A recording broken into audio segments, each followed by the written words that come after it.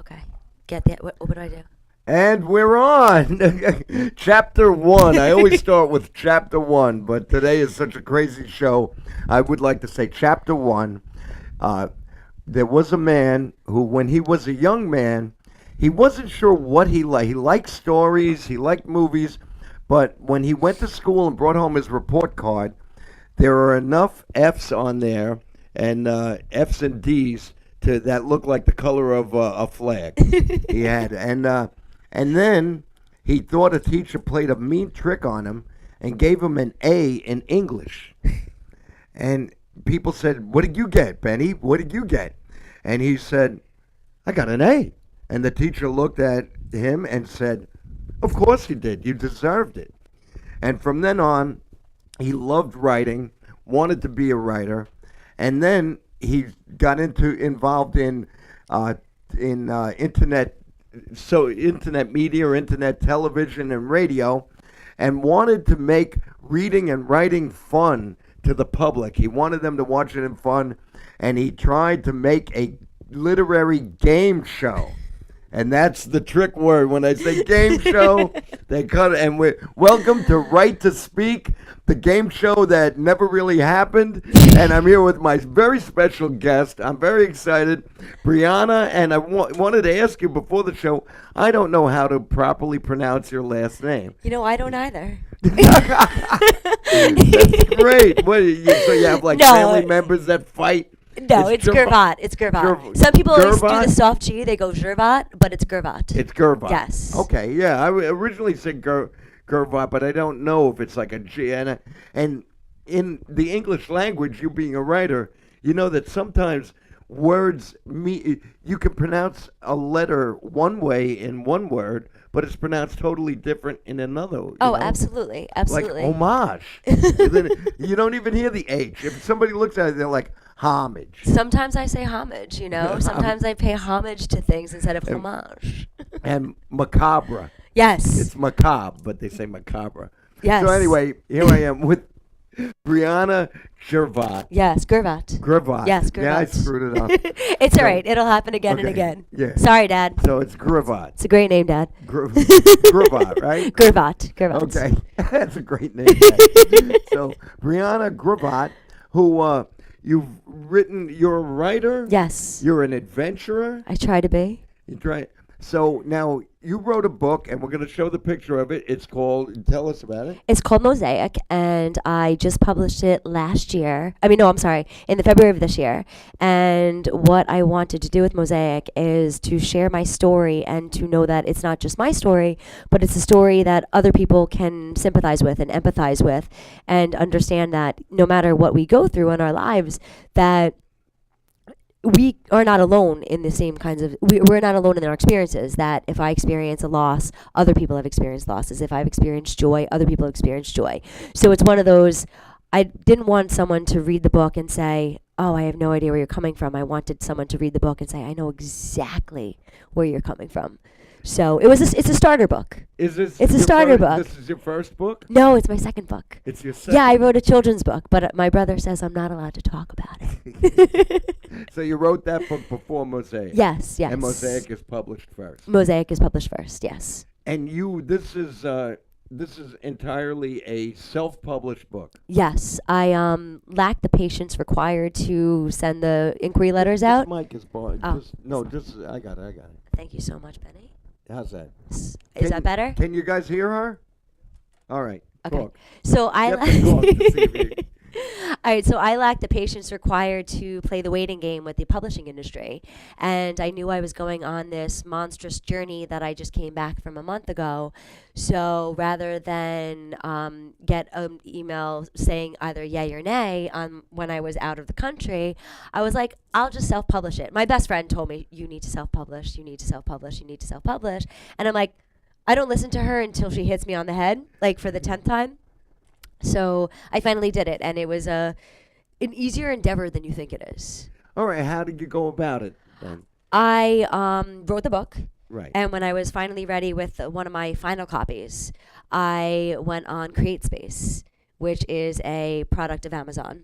or a venue of avenue of Amazon, and I just uploaded it and went through the rounds of editing and the formatting and everything. And then one of my dear friends, once the cover comes up, he actually painted the cover. Oh, okay. Hopefully that cover. Could you bring that cover up of Mosaic? The picture of Mosaic, the book. It'll come. Yeah, it'll come up. So, I asked him because it's a painting that he completed, and I was like, I'm like, Innocent, can I use that for my cover? And he goes, of course. So There I was, it yeah. is. So this is one of my dear friends in Rwanda who painted this, and I use it as the cover because the story actually ends in Rwanda. So I figured, what better way to begin a book than to show how it ends? Wow, that's Yeah. beautiful. And I saw the cover. I didn't realize that that's a painting. Yes, that's a painting. I bought Yeah. it when I went to Rwanda from him in his studio. It's in Intima Art Center in Kigali, and I fell in love with all of his art. But like that a painting just spoke to me, so I used it as my cover because it meant something so dear to me. Yeah, that's great. Yeah. So mosaic is a mosaic itself. Yes. Is many different tiles, like many, and so that is. This book is a mosaic of different tiles of your life. Exactly. It is. Exactly. Yeah, no, Yeah? Benny, I'm an art historian, so like for me, I'm like, well, when you write something or you talk about something, you're like, what am I going to call it? And then actually the title of this book came before the actual writing of the book. So the writing followed the title. I already knew it was going to be called. Oh, all right. So that I was had no choice but to write it, And the title was the title like the driving inspiration? No, the driving inspiration was that since I was 4 years old, have been like like when you have teachers that are like, oh, this is what you're good at. The driving force is since I was 4 years old, I knew I wanted to be a writer, and then you let all the other things in life get in your way, like life. Like life Yeah. and raising a family Or being part of a family, Being part or of a- yeah. yes. So I'm like, oh, I'll get to writing, and then I kept on putting it off, and not putting it off. I just never told anybody I was a writer because I was a jock. So I was like, oh, I play sports, but really, what kept me up at night was writing. Wow, I like the fact that you just said that to me because one of my favorite movies is a movie called Finding Forrester. Yes. With Yes. Sean Connery and a young boy who lives in the Bronx. Yes. And he's a phenomenal athlete. He's a Yes. phenomenal basketball player, but he carries a backpack, and not even his best friends know that in that backpack are little notebooks because he wants to be a writer. And when the scene first opens, he's in his bedroom, and you see all the books he's read, Right. which are like everybody from Ray Bradbury to Catcher in the Rye to all these different people, and but that's his secret. Yes. So that reminds me of that what you just said. So you Yeah. So you I'm just kept waiting that for hidden? Sean Connery to show up at my house, and You have to break into you have to break into his. No. But I'd it rather, won't be- I'd rather, get in trouble for other things besides breaking and entering. All right. So you always wanted to be a writer. Yes. And did you like secretly write? Or It wasn't a did secret. I mean, I kept journals my You did- whole life. Oh, Yeah. all right. And my favorite, like you, I got A's in English class, and I was a I fell closet. asleep and I went to science class to sleep. Really? Yeah. See, I loved science When I'm too. old, as soon as I got out of high school, Uh-huh.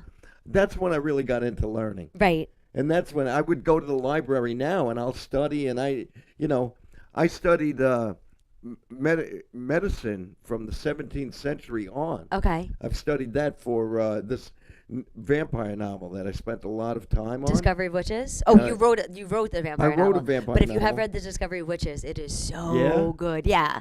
Yeah. So I researched it and I did. So I learned. I know a lot about medical, and I actually had somebody in the medical profession tell me, "Oh, you're using a syringe." Because I had these people that were secretly. They said you're using a syringe, and no one used a syringe in the 17th century. Really? And I said, "Yeah, they didn't." And I went, "Aha!" But Sir Christopher Wren, Right. you may have heard of because he was a famous architect. Yes. And He was the a English great- architect that did all the English gardens, architect. right? He invented the syringe by using the quill of a pen and the bladder of a dog. See, I would And- beg to differ that I think the syringe has been around for a very long time. It was just there's that gap in knowledge Well, in Europe at that time. what happened at that time too is that the Pope had he said I can't think of the proper word, like not outlaw, kind of outlawed, but you were not allowed to use blood transfusions or syringes or do any of that. Right. The Pope. So the church was so powerful at that time. And it wasn't until we got involved in these wars, World War One, and these different wars, that they needed to use that technology that was banned, that was Right. banished. So did you finish the book? I did. Okay. Needs a we'll talk about me later. Okay. We could talk about me. I want to talk about you. I told Benny that I was going to interview him instead of him interviewing me, so please forgive me. But no, but we're having fun. What's so great is that I didn't know Briana, and I had posted one of the last week's show. I posted it on a writer's page on Facebook. Yes. And Long Island Writers House. And I posted, and then I wrote that I'm looking for anyone who wants to do a live reading, come on the show, talk about a book. And Briana posted, she didn't even private message me. She just No, I posted just said, on- I want to do She it. just said, hi, how you doing? I'm a writer. Can I do this? I just published a book, and I'd like to come and read it on your show. Yeah. So- and I didn't bring the book with me today. No, but we have the cover, Yes. and we have so much to talk about with the book, though. There's so much that you'll come back. Yes, and you'll bring the absolutely. book because, as you said, so you were discussing about. So you published it yourself. Yes. Through, not Amazon themselves, but Through their a sub- affiliate with CreateSpace. okay. So I actually went to, so I wrote that first children's book that I'm not allowed to talk about. Sorry, Chris. And then I went to the book review in Huntington, and the people that work there are so helpful. And they're Great place. it's so great. And they're just so wonderful in terms of knowledge and awareness and saying, here, you should do this or you should do that. So I was like, hey, what site should I use to publish my own book? And they said gave me a list, and I looked at some of them, and then I came across CreateSpace, and it worked so well because it was so easy to use, so easy to follow where you upload, what you do, and then how it goes from there. And it's print on demand, which makes it even better because you don't have to order hundreds of copies and then not know if they're going to sell or where you're going to distribute or anything else like that. So I went to CreateSpace, and it took a couple of months of revisions as well because I'm a Who very- revises it then? To you or you? yeah, I'm editor in chief, You author, do it all. Okay, yeah. That was design. something I wanted to know. I wanted to know about who did the editing for you. Yeah, no, I did. I mean, believe me, my parents were my sounding board, and I was like, hey, how does this sentence sound? One sentence out of an entire book. I'm like, Mom, Dad, like, how does this sentence sound? And of course, them being my parents, like, oh, that's great. But, it was just a matter of, speaking it. And my mother read my books as I went along, and, all of her friends have read my books, and all of my friends have read my book. And, but, my main sounding board was me editing and saying, after reading so many books in my life, where do I want to fall in with that? Who do I want, not to echo, but, who has been my greatest influence, and who do I want the most to pick up my book if they were either still alive or if they're still alive? Who would I want to read this and say, you did good, kid? So who are these people? Tell us.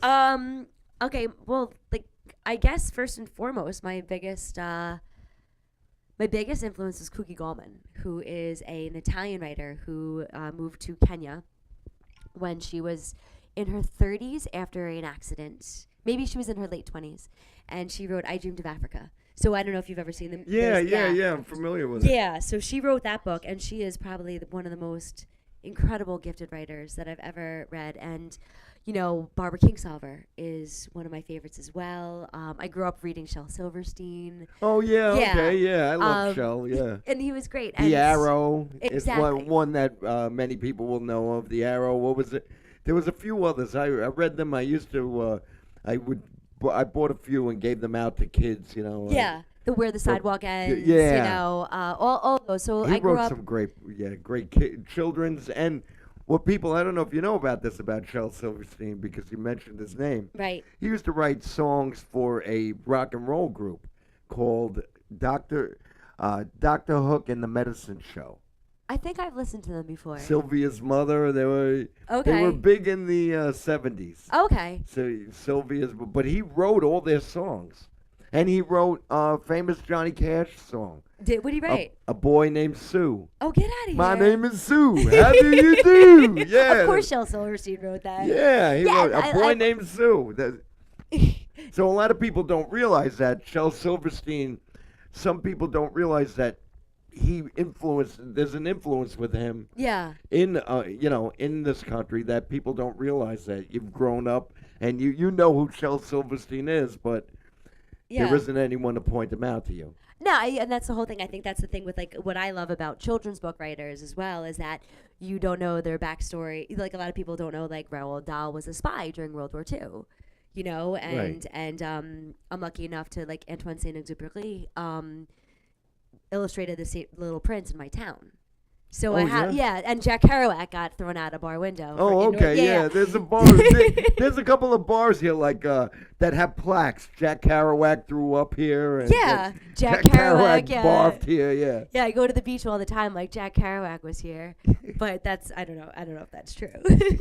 It might be true. Yeah, why not? His aunt lived here. He hung out Yeah. here. Why not? Do you remember the band Commander Cody and the Lost Planet Airmen? Absolutely not. No. But sure. My dad said, "Son, you're gonna drive me to drinking if you don't stop driving that hot rod Lincoln." You know? They were a country band. He was from Bay Shore, Long Island. Oh, okay. And Mario Puzo, who I love. Mario Puzo is Yes, one of yes. my heroes with I fiction. still have not read The Godfather. It's my father's favorite movie, and I Right. have yet to read The Godfather. My favorite movie, and I love the book. And it's funny you should say that because I have so many books to read now. My son got me this big book for my birthday. There's thick, very thick, called Future Noir, Okay. which is about Blade Runner Okay. and all about. So it's thick. So I've been reading that, but I have The Godfather nearby, and I want to reread it because I enjoy The Godfather, and it's one of those books which is as good as the movie, Yeah. and sometimes you wonder, is it better? Same thing with The Green Mile. I mean, you have to say. I mean, I'm gonna argue against any movie being better than a book, except for the second version of The Count of Monte Cristo, which was fantastic. But like Okay. any other book, I mean, it blows everything so- out of the water. Sometimes I like H.G. Wells. Well, that's The- different because he was an orator. He was a storyteller and everything, but it translated nicely into So- film. It's different. Yeah, there are some people. Ray Bradbury. I feel nobody has translated Ray Bradbury to film yet. Yeah. You know, like The Illustrated Man, and they tried to do that, but they Well, they're never. redoing everything anyway, so maybe you can cross your fingers. I saw that Dynasty is coming back on the television. Yeah. I still don't know who shot JR though. Dynasty. Well, you won't know watching Dynasty. I'll tell you that much. Once in a while, we got to look in the camera. Oh, okay. Yeah, I know. I'm sorry. I don't. Let's say hi. If you're watching us on Facebook Live right now, or you could be listening to us on radio, on Strong Island Radio and Television.com. Okay. You're listening to us. We want to give a shout out, and especially you Facebook people. We can't look. It would be rude if I turn away and look down. So I just want to say thank you for watching, and we may open the phone lines. Yeah, no, that'd be We awesome. might open them at 7:30. Guys, call on up. Yeah, call us. Yes, thank you for watching tonight. That means the world. Yeah. It's pretty It cool. does. It is. As So- you can tell, I've never been on television before, so I don't look at the You didn't camera. have to- yeah. So- That's all right. That's okay. So I That's like to look at people instead. Yeah, but once in a while we have to look, and especially if you're going to say something that you think is really, Yes. like at the end of the chapter, that boom, you got to look at the audience and say, boom. I don't have any boom in my book though. I mean, No? the book is, but I don't think I use the word boom, so I can't really use No, it. yeah, you no, know? but I'm sure a lot of authors don't, but you know what I'm saying. You're just like, you end that chapter and you just have to keep on. Yeah. No, I That's what I hope- love about people like you and I used to have a friend of mine who wrote a book, Midmen, I showed you, Steve Oakes. Steve Oakes, GED. This is a wonderful book. It's #1 Amazon It's on the Amazon bestsellers list. Great book. Steve and I would have the argument of we both loved movies, but then sometimes he would like the movie and I'd be like, and he would be like, because you like books too much. Right. You like books. Yeah. And he loved to read. Don't get me, he still probably reads a lot more than I do. But he'll accept the movie. I would sometimes be critical. But there are certain books and movies where the movie was good, or you're wondering how are they going to make a movie out of this book? Right. Well, usually when I read books, I don't ever. I mean, like I don't watch TV actually, so I can't That's even. great. I can't even say like I don't watch. I haven't watched television in years. Oh, great. Yeah. Nothing. No, I Great. mean like I'll watch like really like awful made-for-TV movies. I'll watch Late at night, if it's No, late at night no, and I you can't don't. sleep. Yeah, no. If I can't sleep, I edit photographs and yeah, I'm a big nerd. You're not a nerd though. You're No, very not- hyper. Like Yeah. So as I was saying earlier, I talked to her. I text her. I messaged her and said, "I'd love for you to be on the show. Here's my phone number. Somebody's battery level is low, so we're not on the screen. We keep talking. Don't worry about Okay. it." So as I was saying, I talked to you I gave you my phone number and you called me. Yes. And we spoke for maybe 10 minutes. We just met each other yesterday Yes. over the phone. We met in person today, and we just spoke to each other. And you were what was great was I step on people's lines. I try to get my words out, and we were both doing it, Yes. which I loved. I was like, "Oh, you'll be a great guest," and that's why I could have had another person. I had one friend couldn't make it. Then I could have had someone else come, and then I thought, no, I think we would push them out of the conversation. They wouldn't be able to. Sometimes I've been on shows where you've had like 6, 7 people, Right. and you try to fight. And I thought your first show also will make it easier, smoother for you. I appreciate that. I appreciate Benny for doing that, guys. And you knew you would have plenty to talk about. Yeah. So we have some pictures. Yes. So I know they're busy back there. But when they have a chance, they'll put up a picture and you could tell us about it. And Yes. tell us are any of these pictures from stories in the book? No, actually, there might be one from the story in the book. No, this is actually from my last trip. I was in the desert in Jordan. That's my friend Jo. She's from Australia. And I met her in Lebanon, and we crossed paths again in Jordan, and we spent the couple of nights in Wadi Rum. And so I was telling you before, the reason for me going back out to travel was not only to travel and to have adventures and to experience the world, but also to become a better writer, to practice my craft, to hone my skill, and to just to write. Yeah, to be present. To be a better writer, how though? By describing.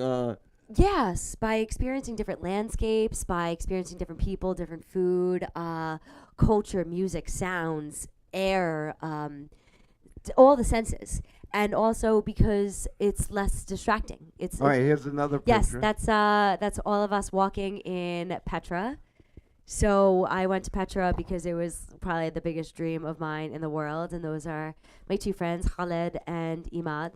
And Joe was behind us taking the photograph, and we were just cruising on in the back. We went the back way through Petra and just spent the day hiking in the mountains. And a lot of people, when they think of Petra, they probably only think about the treasury. They think about Indiana Jones, but you're talking about like this is that whole landscape is just devastatingly beautiful. Oh yeah, I bet it is. Yeah, and that's us. I was there during Ramadan.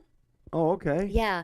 So like you go into Petra and you're like, oh, there's no shops open. You don't eat anything for the rest of the day. Which is, a lot of the reason why I went to those places, because I wanted to experience their high holy holidays and to see what it was like and to see what the purpose was and what they experienced. And that's us by the monastery. That's the monastery. And we were just drinking coffee, hanging out, talking about life, talking about what it was like to be growing up as a Bedouin in Jordan and their experiences up until those moments. Wow. Yeah, it was really, really cool. And you're going to write about it. And Yeah. this is So where? this is my friend Kate and I in India. So I started my trip in India. And I was saying the other day, like, I would not have been able to travel if I did not go to see her first. So she's been living there for 4 years. She's a traveler. She's in Egypt right now. And we went on a run, and it was like 100 degrees out already. Oh, wow. Yeah. And this was like 6 o'clock in the morning. So bright, and but it was cool. This is my friend from college, so she's not in the I mean, I'll be writing about my experiences with her there, but I also got to play lacrosse with her in college, and we went to the Final Four 2 years in a row. Oh, wow. Yeah, so like that's Great. why I never really approached writing as much as I did after college, because it was fun to play sports. It was fun to be challenged in that way. So this was my friend Kate that we played throughout. She's 2 years younger than me, so we played for 2 years, and those were the years that we went to the Final Four. And so so this is in the book. Oh, this is in the book. Yes, okay. this was actually a pivotal night of my life. I met these crazy Australians, and we were in Paris, and I was 22 years old, just graduated college. Dreaming about Paris, seeing it for the first time, and thinking that everything mattered, everything had meaning, which it does. Yes. It absolutely does. But that boy that has his arm around me is this boy that I met, and if I did not meet him, I would not have met someone else that later became my husband. And later became my ex-husband. But this was your ex-husband is from where? South Africa. From South Africa. Yes, from South Africa. So he's from Australia. So I went to visit him in Australia, and that's where I met my ex-husband. And that's a big part of my book was actually overcoming heartbreak, overcoming that these ideas that you have in your head as a young girl, that things are the way they are, and that it's that things are supposed to be a certain way, and they're not. Life doesn't do that for you. And that's in the book. Yeah. Your divorce is in the book. Yeah, divorce in the book, marriage is in the book. Yeah, so that was the night that was. And so when did you decide that I have to put my life I have to put into a book? I had traveled to Rwanda, and I was working on. I'm an academic. I'm an art historian. So I came back from Rwanda, and I'm like, I'm gonna write a book about art and war, and I'm going to become one of those intellectuals. And I went up to see my dearest friend Chris up in Menands by Albany in Troy. And I'm telling her stories, and we'd been friends for like a decade, and I'm telling her these stories of things that happened in my life before I went to Rwanda. And she goes, why don't you write that book first? And I'm like, because I want to get taken seriously. I'm like, come on, don't take this away from me. This was part of my thesis. I wanted to really pave the way as an art historian. And so, no, she's like, no, write this. And as soon as she put that idea in my head, I couldn't stop. I just couldn't. I was like, sure, this is a great idea. And for me, it was cathartic. And I know a lot of writers, when they say that, it's like the curse of death. You say, oh, it's cathartic. And it's like, no. What is writing if it's not cathartic? Right. Here's another picture. Yeah, so this was in Delhi as well. This is okay. riding in the streets of Old Delhi. My friend Kate was like, let's go ride bikes in Delhi. I'm like, I'm a spinning instructor. I don't ride bikes outside. So just kidding. I'm an athlete. I ride outside. Did you ride? Yeah, we went on this awesome tour. And you were snapping this picture? No. She's the professional on this one. I kept my hands on the bike and my eyes on the road for this one. It's one of those you have to be, that they tell when you travel to keep your head on a swivel. Like, this is just, you're constantly just rotating your eyes back and forth and being like, to be careful. Yeah? Yeah, I mean, it's fun. It was a blast, but it was at the same time, it was like, am I going to die? Am I going to kill somebody? Oh. In the best way possible. Oh, okay, yeah, and a good, yeah, okay, yeah, all right. Yeah, I'm sure Dr. Hannibal Lecter felt the same way. Listen, Hannibal was probably one of the best books I've ever read. Have you The, read Hannibal? yes, I yes. mean, that Thomas. Well, Yeah, we'll go back when to the that. picture, we'll go Okay, back to that. We'll talk about this that. is the opposite of Hannibal. This is actually in Spain and not in Italy. This is on And the is north. this from the book? No, this is from. I just came back from walking 500 miles across Spain as well. So Wow. part of the trip was the pilgrimage, which was El Camino, and I chose the El Camino del Norte. And this was in I love that car. El Camino. Yeah, yeah. It wasn't. I threw that in as a stupid joke. Yeah, but wasn't what's his name? I should know this. Gran Torino. Yeah, Gran Torino. Gran Torino, Clint Eastwood. Yes, yes. exactly. Yeah. My So son's a film major. I had to see every movie ever made until he finally got his own car and went off on it. yeah, but that's awesome. Oh, it is. Awesome. Yeah, and that's I'm and very proud. I hope you got to go to the drive-throughs too. This is Istanbul. It is probably the first city besides Savannah, Georgia, that I fell head over heels in love with. Really? It was so perfect. The weather was perfect. The coffee was fantastic. No, I mean I'm a huge coffee drinker, and like when you go Okay. somewhere and everywhere you go, they're like, here's some coffee, buy a carpet. I'm like, so I got to take that ferry every day. That's taken from a boat that crossed the Bosphorus. And that was the view. You got to see Hagia Sophia and the Blue Mosque from the water, and that's actually the color of the river. And it's That's just beautiful. Benny. Yeah. I was just madly. I was my happiest I've ever been in my entire life in Istanbul. It was just and you're traveling by yourself and Nobody with you? no. I mean, I met so many people as I was going, Yeah, but who can you trust? When you go, so everybody. You went to You Istanbul. trust everybody. Did you know anybody? Were you there to meet anyone? No. I was You there to just- meet the world. Mom and Dad, see you. I'm off to Istanbul. Yeah, no, actually my mother, I had just left my mother. She came to visit me in Israel. Oh, okay. So So your whole family just traveled. no, well, yeah, my dad actually. This is in the book. So one of the Okay. stories when I was a kid, my mother read to me from books, and my father used to tell me stories of when he traveled. So every night I went to bed listening to him, how he lived in Hawaii, how he lived in the Philippines, what he saw, and what it was like for him to stand on top of the Acropolis in Athens. And these are the stories that I fell asleep to. And I'm like, all right, cool. I'm 5. I need a passport. And Yeah, no. so go on. I grew up listening to stories and Wow. then being surrounded by stories. So I have no choice but to be a storyteller Yeah, because but to travel. You had Yes. to travel to.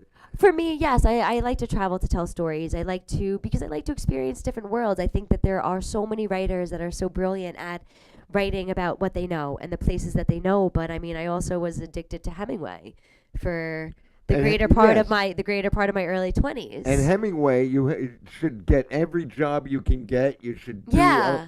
And I so did beca- that. I totally did that. I He built. was a I built. bullfighter. Yeah, He I was- built houses. I painted houses. I was a. I worked in a carnival. Yeah, I said that live And- on television. And all right, here's another picture. All right, so this is in Baalbek. This is in the south of Lebanon. right. And this I did travel with people there because it is very close to the Syrian border. Yeah. And so it was one of the first few days that I was in Lebanon, so I was just still trying to figure my way around. But if anybody gets a chance, everyone should go to Lebanon. It is the most beautiful country with the most beautiful people. And they're so warm and generous and kind. Really? They are the salt of See, the earth. And they have the I best hummus envy in the you. world. I envy you. Why? Don't envy me. You can get Benny, go. I have to go to Sicily first. My Oh, family wants me You to have go. to go to I have Sicily. to That go sounds there. terrible. You know, my mother is from there. Yes. And I'm the only one in my family who hasn't been there. Then And you my have to son go. wants to go. I really do want to go. But this is beautiful. Yeah, so So, that is one of the oldest preserved. So yeah, the photograph that they just showed, that was one of the oldest preserved Roman ruins. It's a temple of, I'm going to be terrible art historian. It's a temple of Apollo. Yeah, Oh, I hope yeah? I hope I'm right about this. Yes. So, or Dionysus. It depends on the period of that you're studying.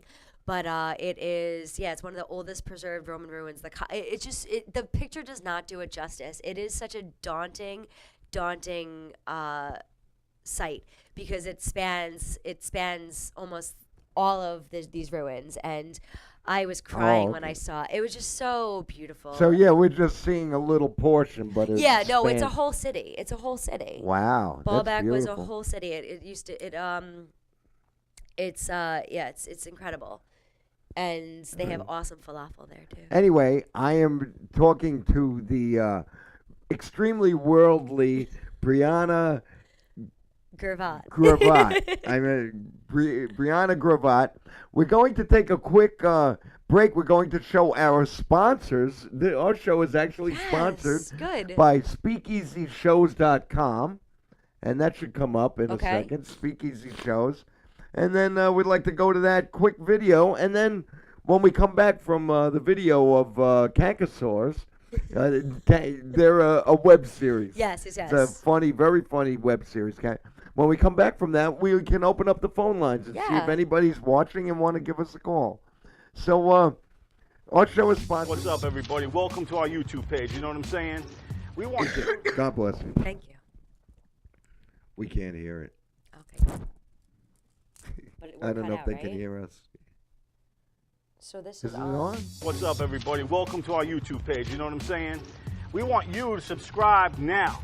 So this way you never miss any of the Kinky Sword episodes, any of our videos, any of our upcoming things we got cooking, man, interviews, all exclusive content. You know what I'm saying? Get it all right here on the Kinky Sword webpage with Johnny G and MC Survive. You know what I'm saying? Word to the third, baby. Ha ha, yeah. You got anything you want to say, Johnny G? No, I'm still counting on all the stuff we got going on. Was four carried a 2. Minus the one thing. Oh, that day, yeah. But then 1, 2, 3. So we got like 40 things going. And always counting. And count. No Word doubt. up. Yo, get it all, baby. Right here. YouTube. Right here. Subscribe, man. Click it or lick it. Ha ha ha. Yeah. Word up. Hey, and if you're on the page and you don't want to subscribe, eat that, you bitch.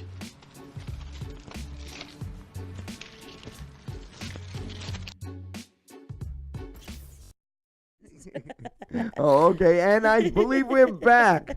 We're back. We're going to open up the phone lines if the number is right on the screen. So if you want to call, right to speak, and you want to speak guys. I'll call right now. no, they'll call Briana Gervat. Gervat. Yes. Oh my God. I hope. No, you it's get okay. It. It's okay. Gervat. I'll just find a husband, and hopefully his last name will be like Smith. Oh no. So I think that's a great writer's name, though. Well, that's really why I Briana became Gervat. a writer, because I was like, what else am I gonna do with this name? Briana Gervat. See, and now, when I wrote, the vampire novel was called Last of the Fang-Toothed Bastards. Ooh, that sounds wonderful. Thank you, because it's not.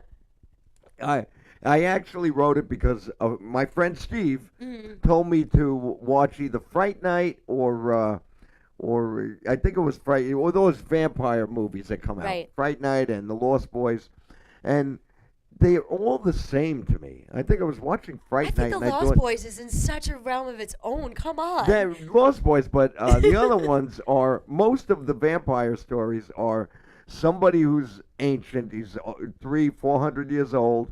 And he falls in love with a woman who reminds him of the woman he was in love with 300 or 400 years ago. Why didn't he just make her into a vampire? Right. Well, sometimes he couldn't or whatever, But mine was about a vampire hunter. Okay. That was he's been waiting all these centuries he's sick of vampires. He's sick of the fact that they are like celebrities and they're, they're glamorized. Which is awesome. They they're should glamorized, be but he hates that because he knows what they can really do to a person. As opposed to human beings, which are just so kind and peaceful and exactly. and loving. No, you're right. You're right. I accept your sarcasm. Maybe you can write that one, and I'll write the other side. No, he is. This person is like you. Yes. He wants to kill the last of the fang-toothed bastards. Right. And then find a way for his own demise. So he wants to get rid of the demons, Right. and he wants to leave people as well. Okay. He's sick of people, because think of somebody who came from the 17th century Yeah. where they were proper, and what he sees now. Were they proper? Come on now. Some of them were. We're talking to a historian here. All right, Let's okay. if you want to really get into Yeah, I this. know. Okay. All right. There's proper and proper, I suppose. Yeah, right. And there's that perception of proper. There's a perception, Yeah. and then there were wild things. There was a lot of debauchery going on, right? Yes. Did I say that? Pronounce that correctly? Yes. I love There that was word, debauchery. Debauchery. There was a lot of debauchery. There's And, still a lot of debauchery. It's a euphemism. Yeah, there's still a lot in this Yes. world. And I don't want to get into it too much, but what's going on right now with Hollywood, Right.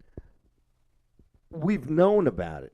And we've known about it, but the problem is nobody ever did anything. We always pushed it under the rug. I think that We that's swept it under the rug. I think that's a very poised statement, because at the same time there are people that can't sweep those things under the rug, and that's But- a lot of the reason why I wrote my book too, was that there's things that happen in your life that like you don't sweep under the rug, you deal with it, or you talk about it, and then Okay. and then you know, not to say But- you move on, because there's certain things like like you said, what's happening in Hollywood, you can't move. Some people cannot move on, and you can't expect them to move on. Well, we didn't know. Right. Okay.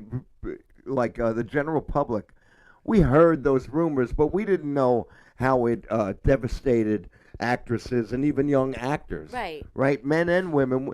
We didn't know. We knew. Oh yeah, that goes on. And some people were very cold to the fact. Well, that's what you get the big bucks for. That's what you know what you. Yeah, but and you can't it's make wrong. excuses, No, because it's wrong. that's the way people live. That's how people go through their lives as well. Like they're like, oh well, it's not happening to me, so it's not the end. It's okay because it's not happening to me, and you can't say that, because that's, like you said, like it's debaucherous. And what happened now, we swept it under the rug so much that there is a big mound. The rug Right. is a mound, and we're tripping over it because we have to finally acknowledge it. And isn't it sad that we have to acknowledge something that they knew about in the silent film era?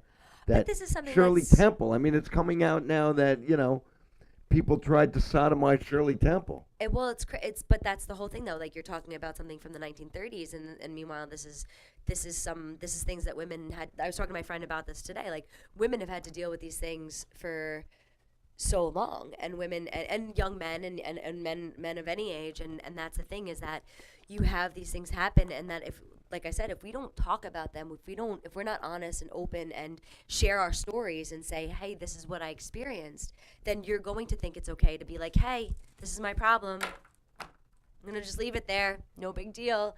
And it's a big deal, because it happens to you, and it doesn't just happen to you, it happens to everybody. Right. And that's why we write, that's why we tell stories, that's why we talk about things. Right. because- Some stories are some of these stories that we've read of authors that we like. Yeah. We might find out that one scene was actually disguised. It actually happened to the author. Exactly. But they changed it around in a way to, even changed from a male character to a female character. Right.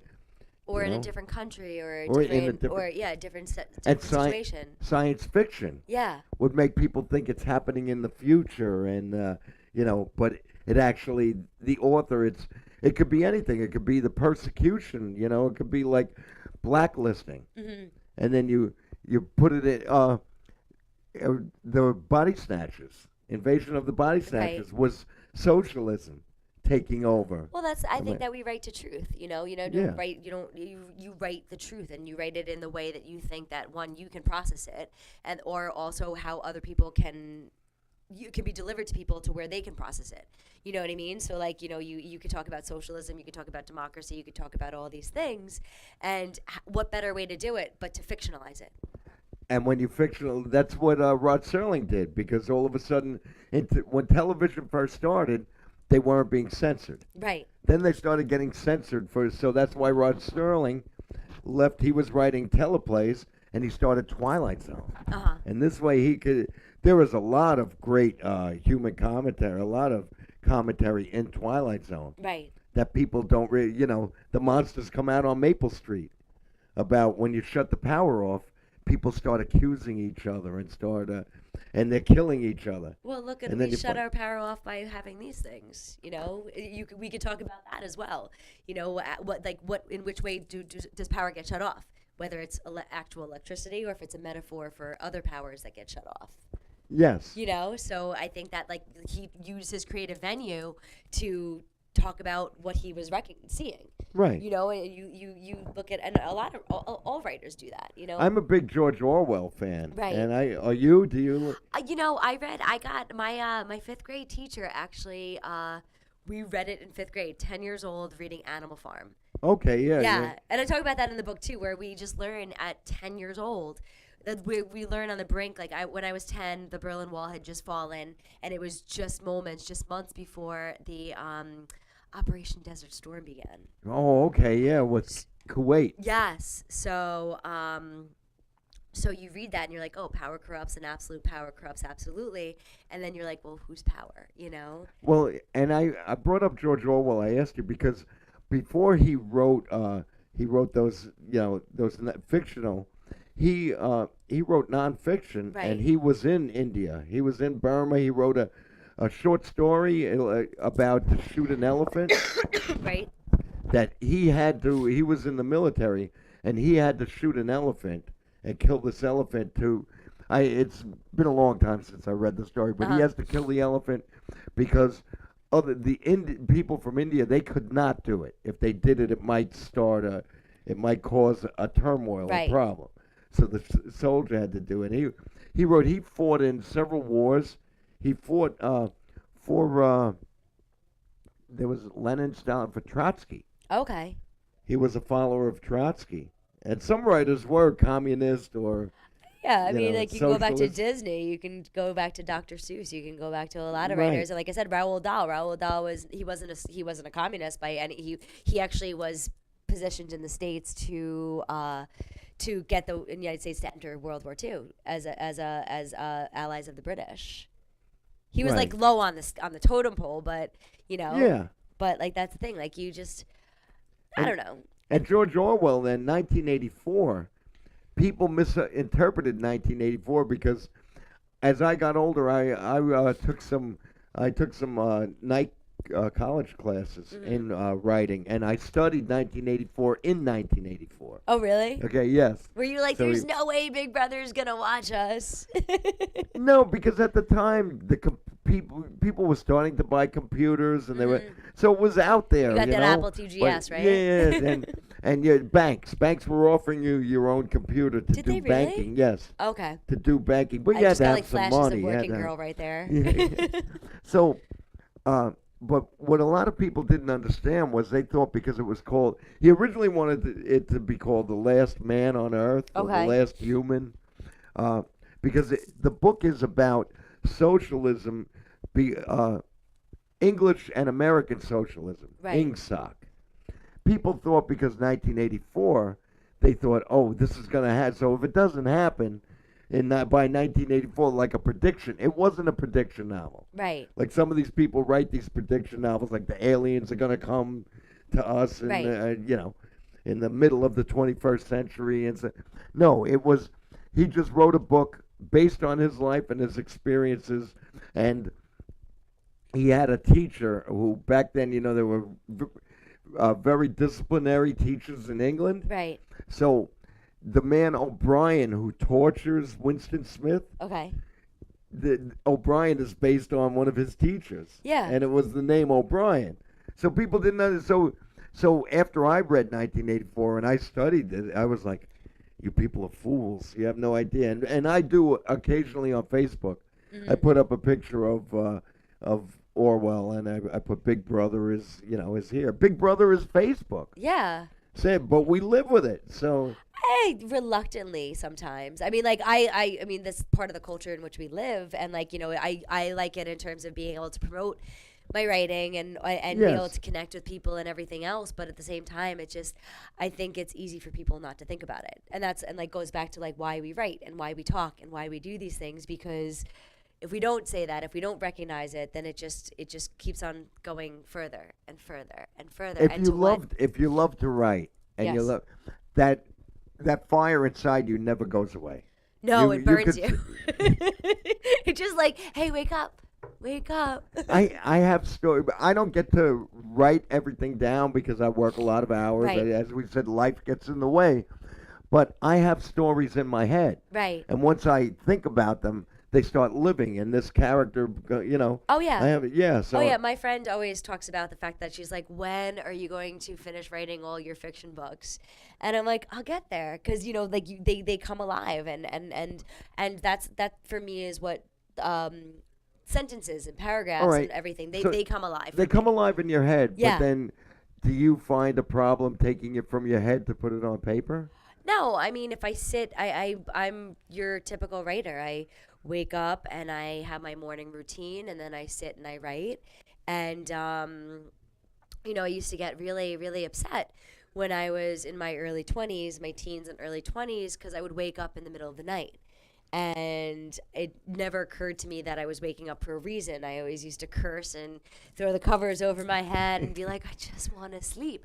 And you realize that as you embrace that, how unnecessary sleep sometimes is when it comes to when your muses visit you and what they have to tell you and what you have to write down. And, so it's not the writing portion that I have a problem with. It's the time consuming editing portion. I'm on the market for a mentor to say, hey, I read this. You should think about it like this, or hey, that's where the comma belongs, don't you know? And I'm like, no, I have no idea where a comma belongs except for the Oxford comma. Leave me alone. Like, I don't know where the hyphens go. I can know where a semicolon and a colon go, but aside from that, I don't care. All right, I'll tell you something that might be a little helpful to you Yes. then. In the library they have the LMP, the Yes. Literary Marketplace, right? So you look in there and look for agents, and I'm not telling you to get yourself an agent, but there are a few agents that I submitted my novel to. Right. And this one agent, I guess she had an interest in it because after a while, she actually took pages and wrote on the page, told me different things, told Right. me if it's a dream sequence, it should be in italics. Right. Right? No, I Because mean, I don't always know with italics. Sometimes I think italics are good if it's soft or mysterious. Like she came into the night. She just slid into the. I'm trying to think of something. That sounds stupid. very Stephanie Meyer of you. Sorry, no offense to Stephanie Meyer. I definitely read every single one of the Twilight books. I'm not afraid Oh, to yeah, admit it. I am so. When you were talking about your vampire book, I was like, yes, love vampires. Well, this is different. I'm going to read some of it next week. Okay. Because next week is our horror show. So I have Yes, you some said people that. coming. If you want to come back, I have two other people. If you want to come back next week, or we could reschedule you for another Yeah, time. no, absolutely. All Absolutely. right, we'll talk. Yeah, Yeah. you can bring something to read. Yeah, I can finally bring. I was telling Benny that I'm like the worst writer ever. I don't bring the books that I write. You I don't bring were- a pen that I write. You're one of my favorite guests. I'm his my second fa- guest, guys. His second guest. No, I'm kidding. Right, say, nobody else would. I was like, come on, can you make it? Or I'll have to ask this Briana. I'll have to do the show with Briana. It's like a Gervat. first date. It's like, it's just like, okay, never again. Briana Gervat. Yeah, I had a great time. I'll call you. Yeah, great. I had a really thanks. great time. Yeah. Hey, where'd you go? No, What I happened? usually call. Left the country, guys. I was always when I have to see how much time we have. Yeah, we have like a minute or two Okay. to wrap it up. Anyway, I was delighted. The 1 hour went by very It quickly. went by so fast. Briana Say it. uh, Say it. Do it. Gervat. Almost. Gervat. close. So, yes. Gervat. There you go. Yes. Well Yeah, done. all right. And high fives too, because I'm a sucker for the high five. You me too. I like that. I mean, the fist bump's okay, but No, the Because high you can- five. It's all well, all that's about a the high sports. five. That's a sports thing too. You can Yeah. slam it if you know. Well, no, because we play lacrosse too, so we did the sticks as well. In Oh, the air. yeah? Yeah. So. Yeah, lacrosse. You're a Renaissance woman. No, Briana- no. Close. You're Oh. close. You did play instruments. Here's the one question that some people watching this show may want to know, and it's a question. All right, you write, you travel all over. Yes. Where does this money come from? Working my butt off. Working your butt off Yes. as a. I wait tables, and all right. I'm a fitness instructor. I work for gyms across the island. So you have many jobs. And yeah, no, because it's a lot of people are like, oh, where does this money come from? It's just, if that's your priority. Some people's priority is getting the new iPhone or another new pair of shoes. My priority is a plane ticket or to experience food somewhere else. So money comes, and you'd be surprised. When I was walking across Spain, I was spending less than $5 a day sometimes. So, That would never work with my wife. no, but that's the You thing. You better gotta figure get out me what. a hotel. I can just see her walk. But you have to figure out what works for you. And Yes. the thing is that I don't travel luxuriously. I travel to Right. meet people, to talk You to people. rough it, yeah. Exactly. Or you get married to somebody that lives in South Africa, and then you have a free place to stay. I mean, that's how I'm gonna move from now on. You're just is gonna- just take open invitations. I'm just kidding. Well- I'm just kidding. I was thinking of moving to Sicily and getting myself a little villa if you want to go. Yeah, I tried. Will you marry me? No, it needs to be not an American citizen. Oh, all right. No offense, Benny. I got I'm some. sorry. I call up my cousin Nunzio. Hey, Nunzio, I got a girl for you.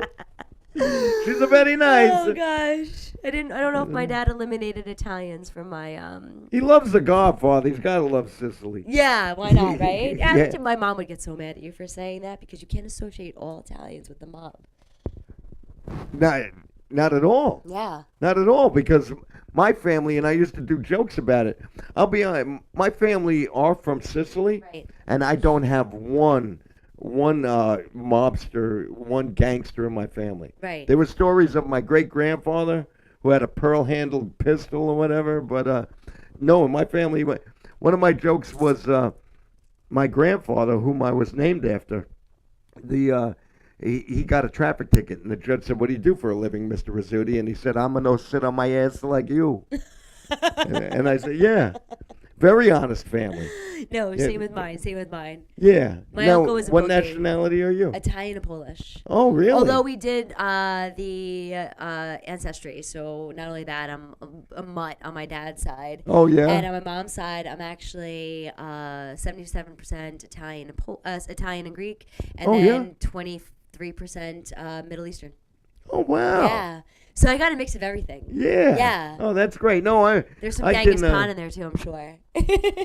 I can trace my whole family right down to the mountains of Corleone there. That's awesome. Right nearby. Our family, we're close to Corleone. Well, you'll have to go to Sicily. I have to You go. have to Everybody go in to my Sicily. family has been there. They go all the time, and I have to go. Yes. I mean, You have no reason not I went to London once. I went to London because I won a trip from WBAB Radio. That's awesome. Well, if I you w- guys have another contest, I will be calling up. I I want to won- go back to London. I won a trip, and this is you might have been a baby. You might have been about 7, 8 years old, or 8 or 9. Okay. Okay, because you're talking about the Berlin Wall. That's where I'm putting that in. I won a trip for the Freddie Mercury tribute concert That's awesome. because I was working nights and I was home with the radio on writing. Uh-huh. I was writing, and I happened to have been home during the day. And I picked up the phone a couple of times. I called and I got through, and I won. Oh, I used to call all the time when I was a kid and called, and I never won anything. I've won a few times. Anyway, I think we're running out of time. Yes. I had a great time, I had Briana. a great time with I hope you you too. come back. Yes, absolutely. I hope you come back. Next week is open. If you want to come back, we're gonna. I have some horror stories. They just All right, great. And so you're watching Right to Speak on Strong Island Radio and Television.com. Yes, Strong Island. Right here live at Paradise Studios. I want to thank you all for watching. I want to thank you for listening on the radio. We'll be back next week, same time, same channel. Have a good night and enjoy, even if you're a Yankee hater or Yankee lover, enjoy the game. Go Yankees. Go Houston. I don't care anymore. You Met you can't fans. say that saying that. What? No, because the Met fans, they love to hate me. Oh, that's not nice. Don't hate anybody, guys. Take care. Have a good night. Thanks, Thank you for guys. watching.